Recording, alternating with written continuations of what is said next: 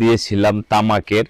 ওই তামাকগুলি ওই যে জায়গায় এই এই ই হয়, তামাকগুলি চাষ হয় ক্ষেত, আর এইখানে আইসা তামাকগুলি এই তারা এই পুড়িয়ে তারপরে বিভিন্ন টাইপের কোয়ালিটি বের করে, বেনসন, তারপরে গুল্লিপ, এই ধরনের বিভিন্ন কোয়ালিটিতে তারা ভাগ করে। তো এখানে কতগুলি দেখাই, এই যে একটা দেখান ভাই, এই যে এটা দেখান, এই যে একটা, চলেন এই যে আরো আছে এদিকে,